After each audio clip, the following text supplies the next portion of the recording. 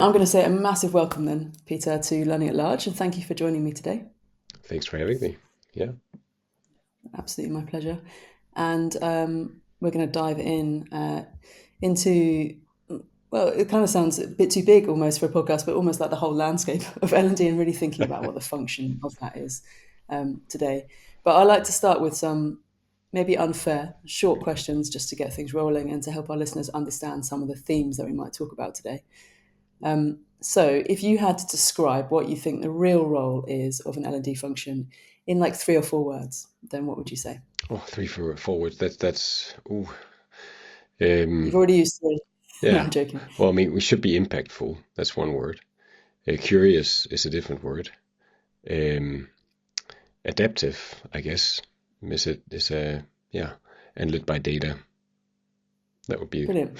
So if you look at most L&D teams today, what do you think they're optimized for that will matter so much less in like 5 years' time? Yeah, I think that's pretty obvious because that hasn't really changed a lot as I see it over the past years. Not even with AI coming in, it's still content. Focus on content delivery, information delivery, stacking up stuff in an e-learning or classroom where you haven't thought about the impact or the business impact of the activity.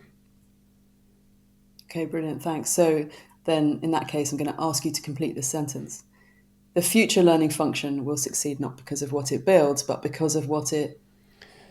What it will build, how it will adapt, how it will um, how it will take its seat at the table as we've talked about for years and decades. But there's something about how HR is merging with IT and how will be serviced in organizations, how people will be serviced in organizations by HR going forward, and how careers will be built in a company, what kind of jobs will be available. If we're on top of all of that, we can definitely play a role in the whole upskilling and impact adventure in a company going into the future with these new technologies hitting us all. Okay, brilliant. Thank you. So we're going to take a bit of a deeper dive into looking at how the function of L&D might need that kind of makeover and how it might get there. But before we get into that, let's just strip things right back to the basics. So what are organizations really trying to get better at through learning, and how well do you think we currently do that? Oh, that depends on the organization, doesn't it?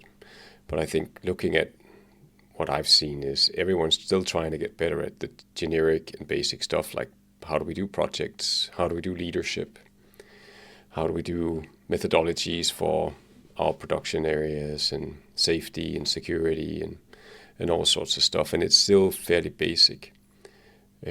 All of that hasn't really changed.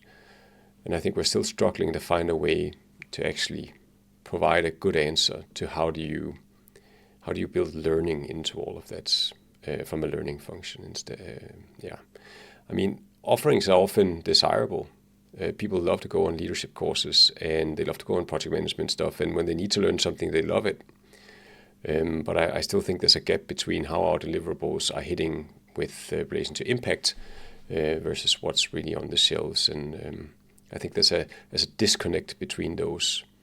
And it's only fair not to blame the learning function as such because that is what we're being asked by the business. Is often to have a lot on the shelves and be able to provide something off the shelves. I can't really figure out whether it's on the shelf or off the shelf these days. I don't think it matters really, but what has to be there in stock is something that needs to be nurtured, maintained, and sound professional, be part of the company identity and all how we do that in our company. That has to be in stock, which means that's a fairly big task to keep that updated and to administrate all that. But I don't think that's necessarily what's creating impact.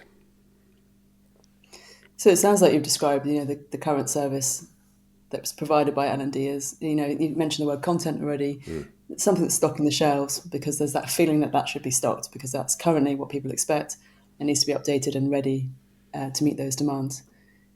But you also mentioned it might be missing the mark for impact. So what does it need to be to an organisation to be valuable in future? And how is that different to what it is today? Yeah, it's so difficult. Well, you have to do your analysis, and I think that's where it often fails.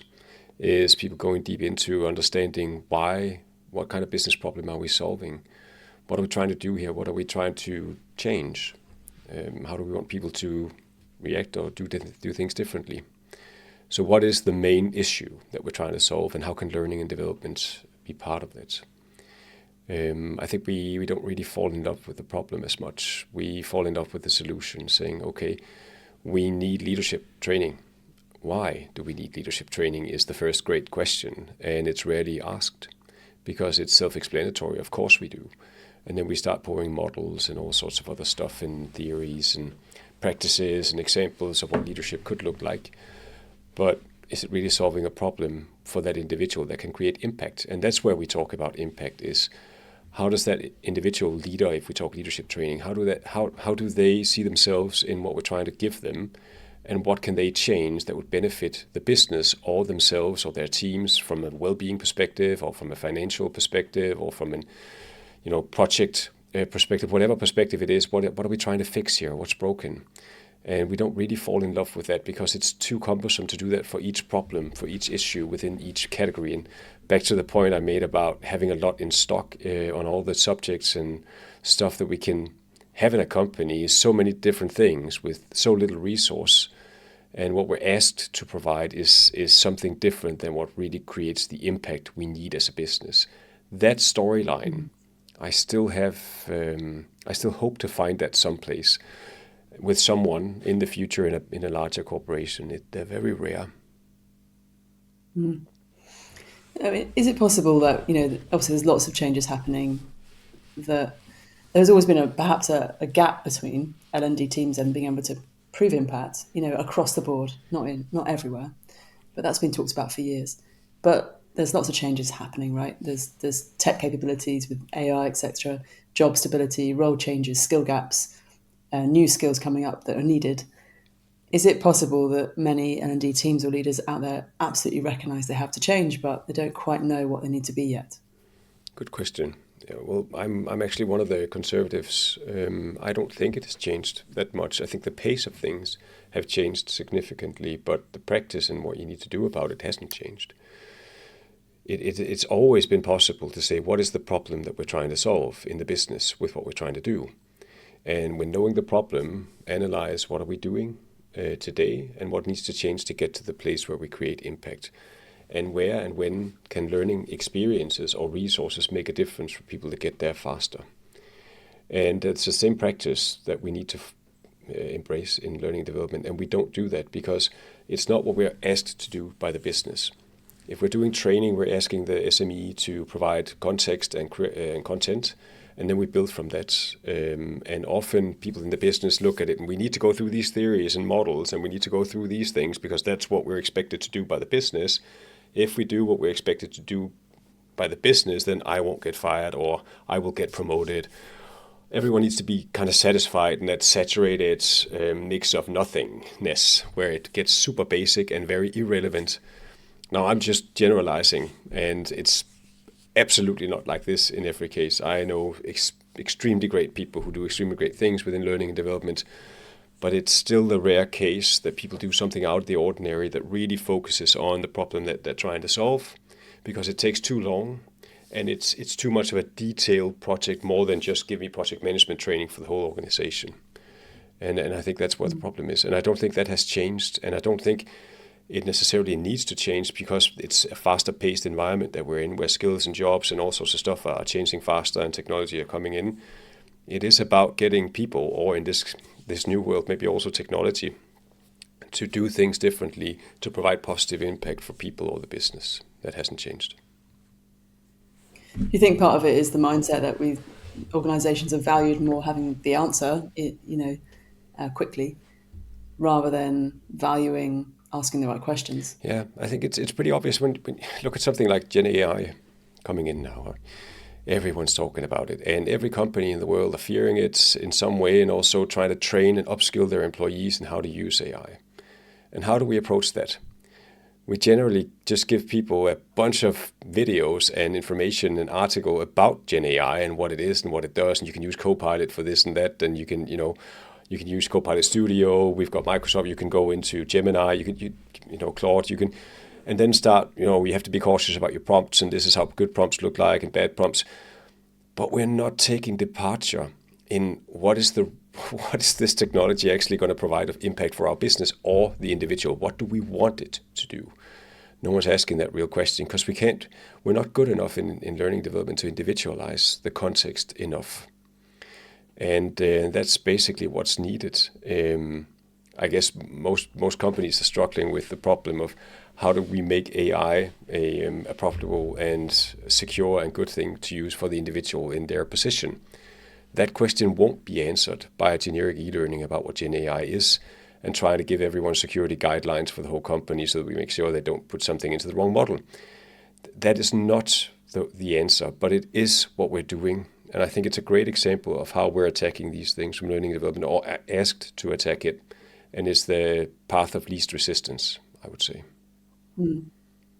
I guess, like for me, it's kind of akin to the number of onboarding programs I've seen, which spend, proportion of the time, a huge proportion of the time, talking about the history of the organization. Maybe a speech from the CEO, all about the ethos, and actually none of it is about gearing you up to help you either do your job or genuinely feel connected and welcomed in your team, which is really what it's about. Oh yeah, it's so true. So it's like it sometimes looks like we're doing something, but actually we're not. We're not helping an individual move forward. And I guess for your point on AI tech is, well, a question to you: what would you suggest that's done in that situation instead? To help people.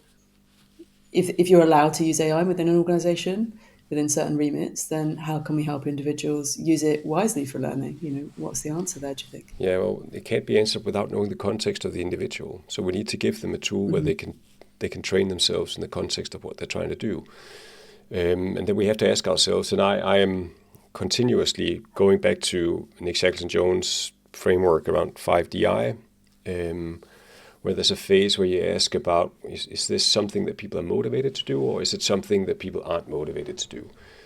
And when it comes to Gen AI, that can probably be a mix. Some people are very motivated to go into it, so they need some resources.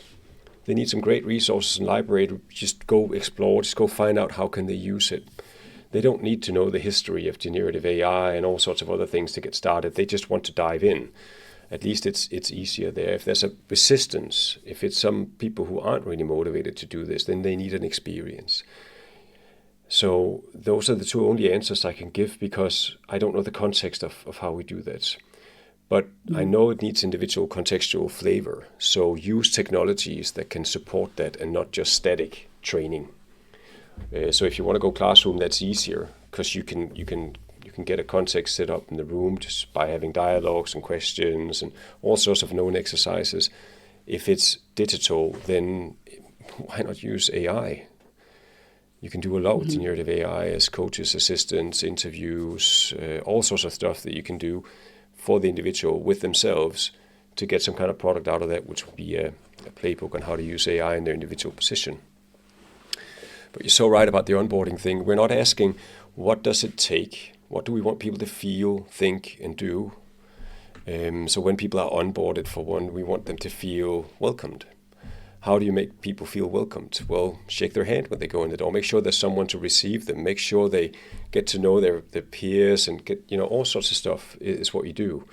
Not necessarily training activities, but part of it. And you need to create that. When it comes to AI, we want to make people capable of applying AI in relevant context of their individual positions. How do we get to that point?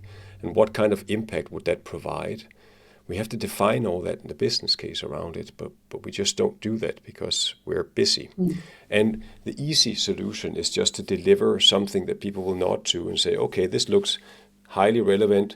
People will have responsibility to go through this on their own to get upskilled, as we call it, on AI. So please just provide a lot of context of what AI is, the history, how we work with it in our company, give them some case examples. And it all sounds like a very reasonable and sound recipe of what training could look like to get people on par. Well, I know I need, but there's zero discovery in that. So you don't know what problems people are facing, what issues they have, what relevant context this could help in. You just haven't done that research. And that is the craftsmanship of this profession, learning development, which is super underrated. rarely used because of time and resource limitations. But we also have a tendency to just run with this path of least resistance, where the stakeholders are happy and we're happy, and no one's asking the difficult questions, and no one's really measuring whether this actually had an impact, because you haven't defined any metrics or anything that you wanted to impact. So it's a kind of a zero sum, like, a lot of resources going out the window into a black hole. I think it's going to get harder to hide, though, right, from that data soon, because Well, you'd performance, think. the tie-in. Well, I think over time, do you not think that performance dashboards will tie in? We'll start to, for those who are genuinely focused on skills, they'll be looking at the performance uplift in those areas. You can do it more easily in some departments than others. Sales, product, marketing, Yeah, for but we've example. said that for years, Kirsty. I'm just not sure. I think it comes down to the people. How Hmm. eager are they to, and how much honor do they put into doing the right thing or something where they can prove an impact? I have yet to see and work with people who are really keen and eager on putting real data on L&D activities, like real measurable stuff, and hiding behind the, oh, but we can't really measure this. But we can't really, it's not really causal, that relationship. So I can't say because they took this training, then this happened in the business. And it kind of makes up for an excuse to not do it at all. And we're still hiding behind these things. And I don't think stakeholders are really particularly always interested in doing the right impactful thing. Most people say, we just need some training on this.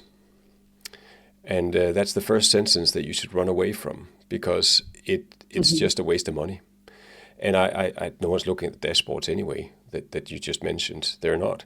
They're moving on to the next project, and very few people are looking in hindsight, figuring out, did this actually work?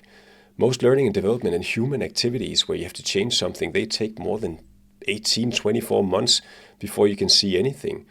But who's really willing over that kind of time, maybe 3 to 5 years into the future, to walk the line and say, this is an initiative that should change this much down the line, so we'll just do. No, people have moved on to the next position, the next job. We don't have time for this. We need impact right now.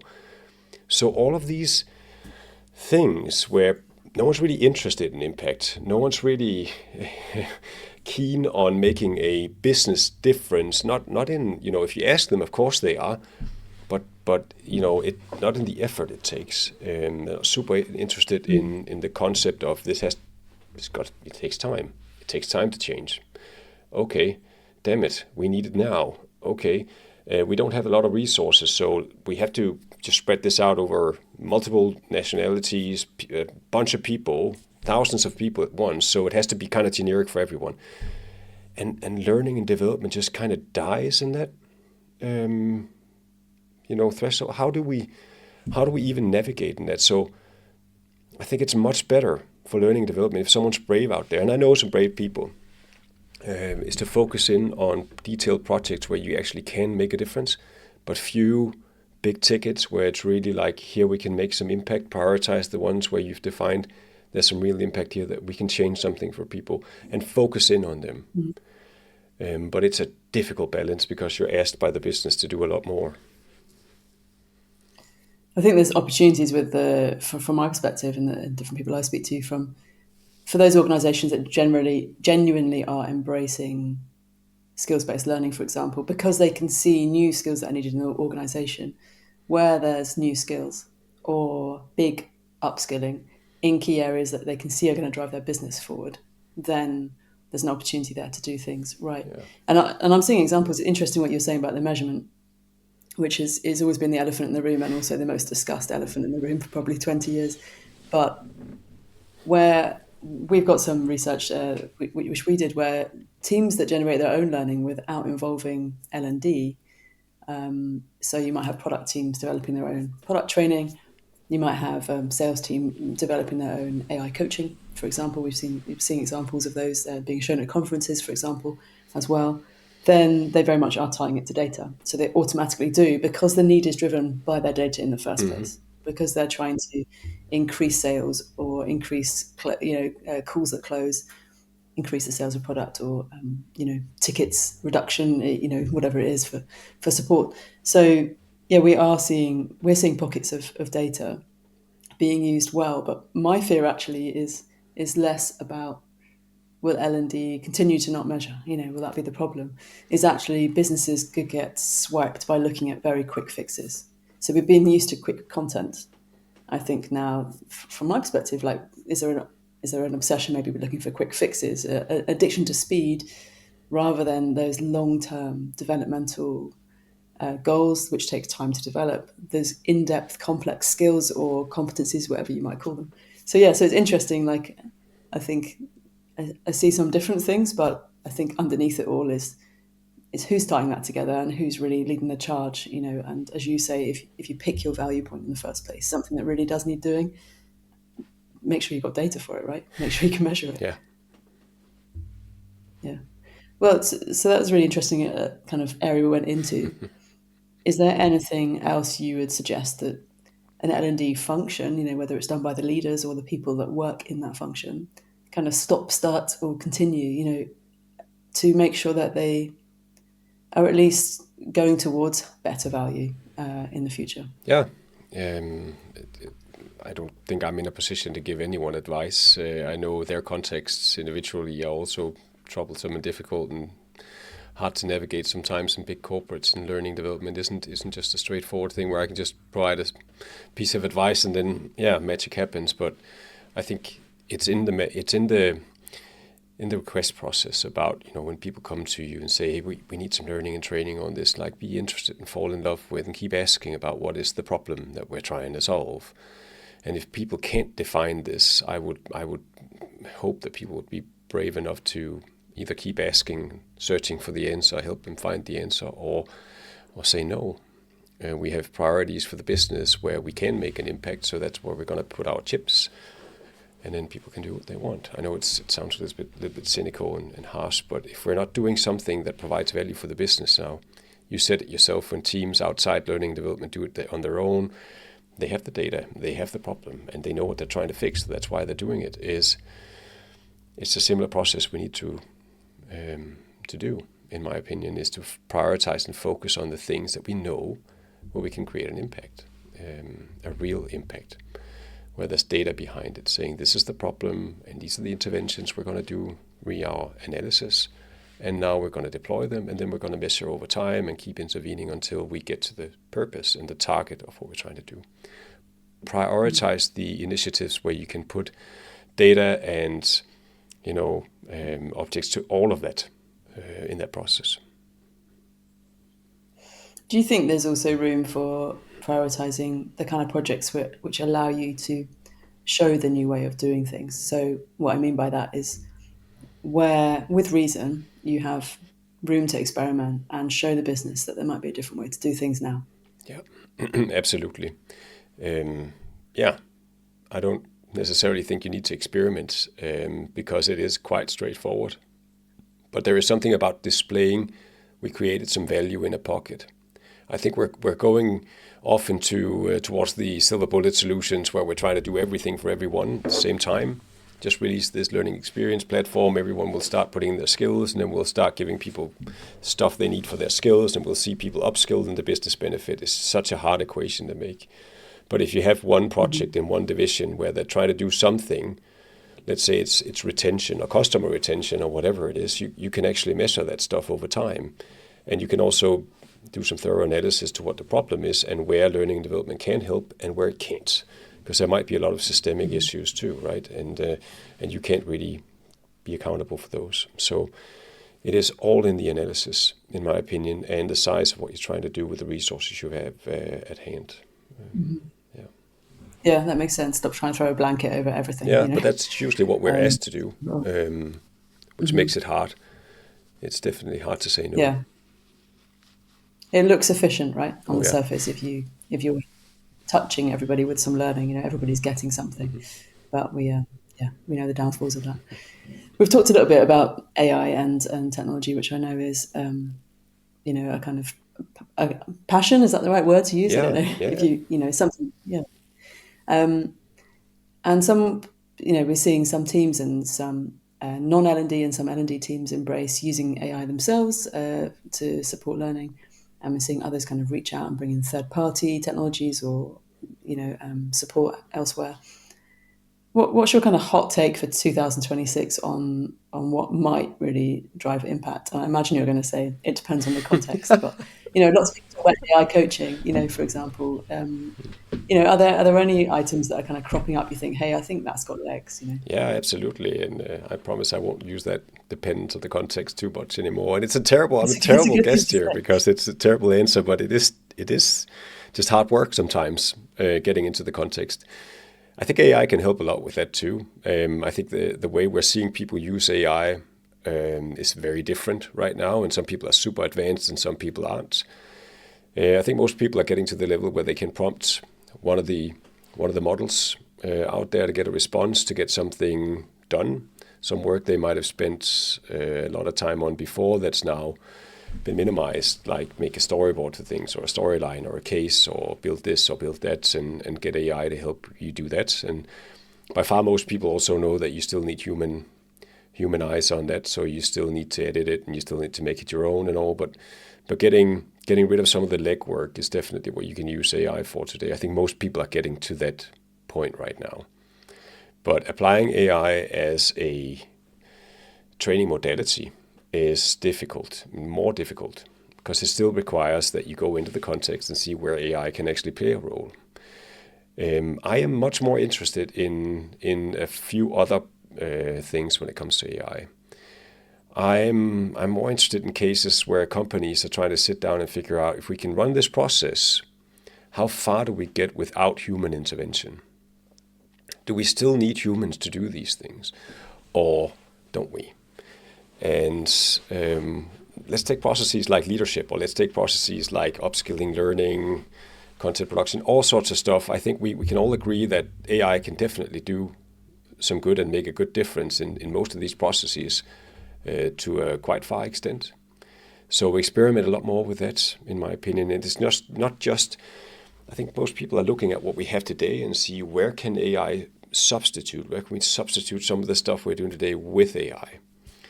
And that's a fine start and a good way to look at it if you want to get started. But if you really want to dig in and figure out how does, map out what does our processes look like today, what do we do today, and if we had to reimagine these processes without human intervention, just starting with AI, putting AI on AI and artificial or technology, when do we actually need a human being? When is it necessary with a human being? And then start testing that.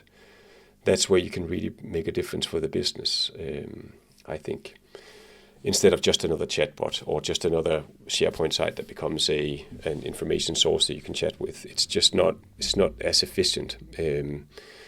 So there are many, many things that you can do with artificial intelligence today. I think I've heard this, I'm quoting someone I don't remember, but someone said something about, I'm a little bit unsure who would be the best leader. Would it be a human being or an AI? And it's a really interesting question. We have severe problems with stress, pressure, and retention all over the globe in all sorts of companies because we have bad leaders.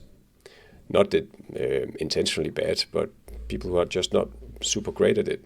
From a communication perspective or human, whatever it is, shouldn't have become a leader or shouldn't be a leader, where someone sitting in that team might have benefited much more by having someone who's always understanding, who always has, support and answers for you if you need them or suggestions, and has a lot more of a data set to work on when it comes to career internally. Where can you go? Where can you provide a difference with what you can do if you map that out and with the strategy? And there's so much stuff around strategic workforce planning, leadership, strategy, all sorts of things where AI can really make a huge talent diversity, if permitted by law. Then there's so much that we actually can help people with, where AI can run a process without human intervention. I know that's a little bit far for a lot of people to think with the reality they're in today. But I think that's the most interesting thing that we can do. Yeah. Do you think there's enough people in organisations that you've got experience with that are contemplating those yeah, you could argue that there's part of philosophical questioning in there, but an ethical question in there, but also practical around, back to your point of having a hypothesis, that you study a kind of outcome or goal you want to achieve that might be done by humans now in various kind of to different levels of success, and then see how AI gets on with it.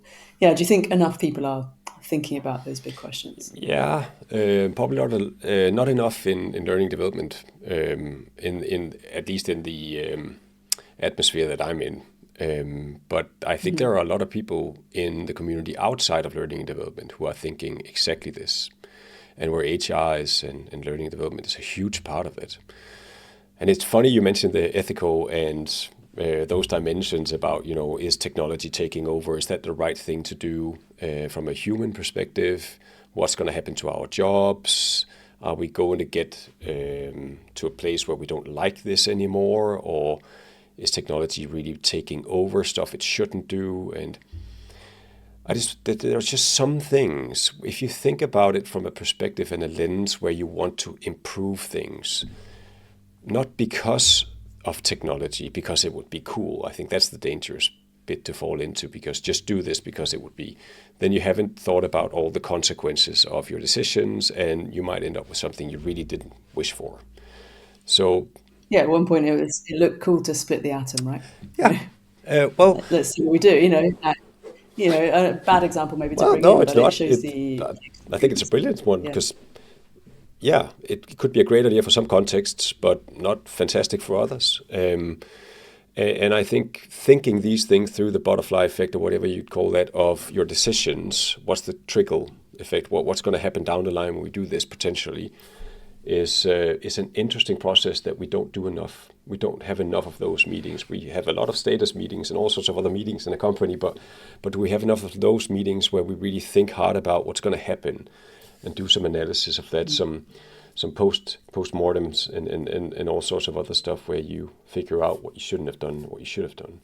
But when you think about artificial intelligence in the context of ethics, people often think of human beings. We have a bias that we think human beings can do this better or more ethical or than machines.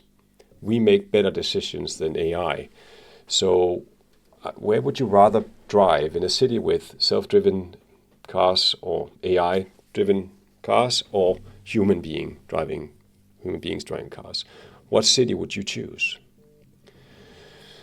It's a fairly interesting question, because people have a tendency to trust human beings more than artificial intelligence, but it would actually probably, most likely, or statistically proven, make things a lot safer.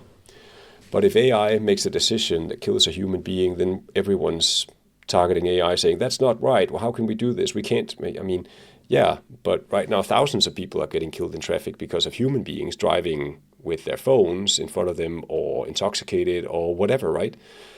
It's the same with doctors. Are you getting the right answers from your local medical practitioner, or would that actually be a better choice to consult technology when it comes to that with enough data behind it? Yeah, when the AI doctor makes the wrong decision that one time, everyone's going to make headlines, and it's going to be, oh man, computer killed a human being. That can't be. You can't do this. Shut it down. But we're just not thinking about the thousands of examples of malpractice in other places driven by human beings. And when it comes to leadership, toxic leadership is, I think, I don't know, I have to say, because I haven't been into the research, but probably one of the main reasons people quit their jobs, take career breaks, or suffer from stress or mental disorders, and all sorts of things, disastrous things for human beings. But are we even considering that in some cases maybe an artificial leader would be a better option for some people? But we're afraid of this artificial person advising people unethically or in the wrong way. And we're not thinking, but human beings do that too, right?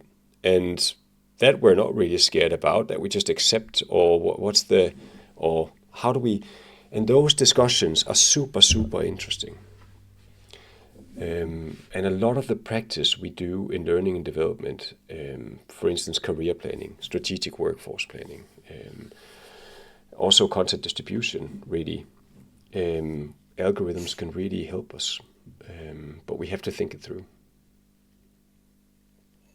I was in my head as you were speaking. Then I was thinking, even if you accompanied some leaders or most leaders with a almost like a an AI PA, but not in a way to answer emails, but to bring data to them to help guide them.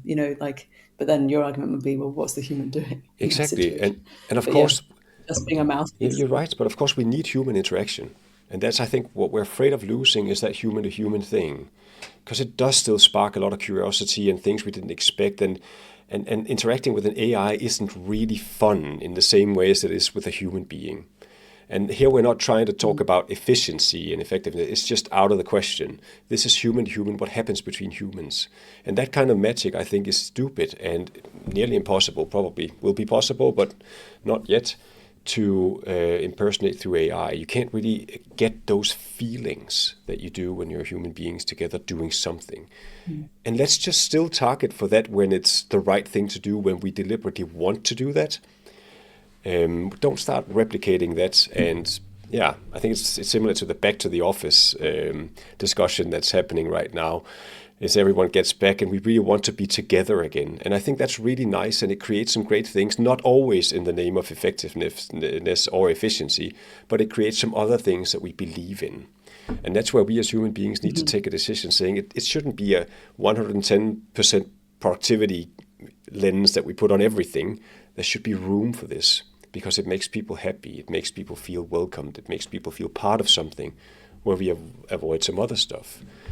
And I think that's where we need to be deliberate in saying, yeah, a good choice is not to use AI here because we want this space to continue to be here. We even want more focus on it. And then we create some AI to support people so that they can spend more time in this space than what they're doing over here. And I think those are smart decisions when it comes to AI. And we can be part of that in learning development. Yeah, that's super interesting. As we could probably have a separate philosophical podcast about it. And yeah, but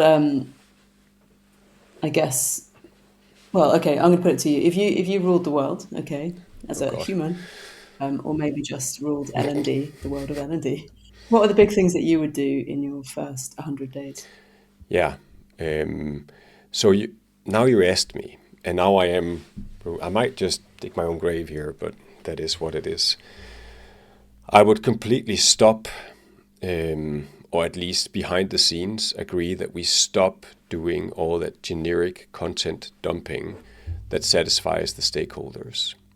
Doesn't provide value for the end users, at least it's difficult to prove, and get some real impact on the table to solve some of the real business problems that the business has. So fortunately, a lot of learning development solutions and stuff on the shelf kind of have a tendency to maintain themselves. So we could still have stuff on the shelves that would just maintain itself, and then start working behind the scenes on the real problems and focus as a team on solving the things that we can, where training and learning and development gets the attention and the space that it needs, where it can make a difference, instead of being branded as this thing we have to do and it's not really efficient in the company among all the users that has to take these e-learnings or trainings. This is deliberately what we're focusing on, and this is what we're not focusing on. And of course, when we talk, I'm not, again, back to these fads and trends, it's not everyone needs to think about Gen AI and how we can get, no. We know it's a tool in the toolbox, but we use it deliberately when it makes sense to the problem that we're trying to solve. And this is what I would want to run an L&D function, and the team is get together, mingle around the problems that we have in the business that we've analyzed and researched that's here, the business are telling us, and then come up with great solutions that fit the problem and prove that we're contributing to solutions and impact. Yeah, that's what we want to change. And I know it's a super difficult stakeholder thing to do, and I might get fired within the first 100 days or the first year or whatnot. But it takes time, so you really definitely need some backup. You need to be hired by someone, or I would need to be hired by someone who believed in that. Otherwise, it would look like if we say no to that IT security training that all the people need to take but doesn't change anything, would that be okay? would that be something that people would freak out about and then find someone to do it? Or do we have a plan for maintaining the stakeholders up top so that I don't get killed in that process? I guess it's a tipping point, isn't it? So, as you say, keep things functional, but by using AI to help you do that more efficiently in a way people are used to, whilst then starting to find a new focus and pave a value-based way of working to help actually prove that that's what you do. And over time, then the mindset would Yeah. change, right? People would start thinking of L&D as something different, but that would take time. So I guess it's 100 days might not be enough to change Who the made that up, tide, by the way? but Who came it's up with that 100 days? well, we love a Yeah. number, right? Like 7 steps to success Oh in my God. blah. The 10,000 famous hours, 100 stuff days. like that. Yeah. Yeah, Yeah. yeah, Yeah, no, exactly. it has to be some long-term stuff. And I could come in saying, oh, we need to put technology and Gen AI can really help us and we need to change all this stuff. But again, back to the argument around if I haven't thought that through, which I wouldn't have been able to because I haven't gone into all the contexts, it would just be wrong. It would be the same focus as now everything has to be skills-based instead of, or task-based instead of, it's like we come up with this new thing all the time that sounds great and silver bullet and just do that and then everything will be okay. But when we tear it apart, it's just a similar Kool-Aid that doesn't really change anything. We have to go back to the craftsmanship of our discipline. And that we can only do if we get time and resources to go into the context, analysis, deep analysis, and figure out what the problems what the problems are. That is, it's a really boring answer, Kirsty. But It's not a boring well, answer at all. And I think that it helpfully summarizes some of the themes you've been talking about as well.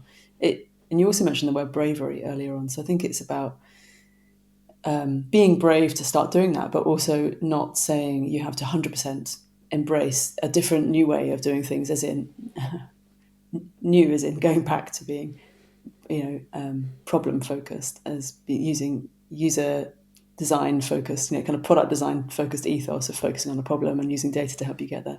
That shouldn't be no, new, but it's new for some. But making that your focus you don't have to do that 100% overnight. You can build up towards it. You can kind of spend 10% of your time doing that, and then 20% of your time doing that, and then just over time build that out. So I think that's a great thing to hear.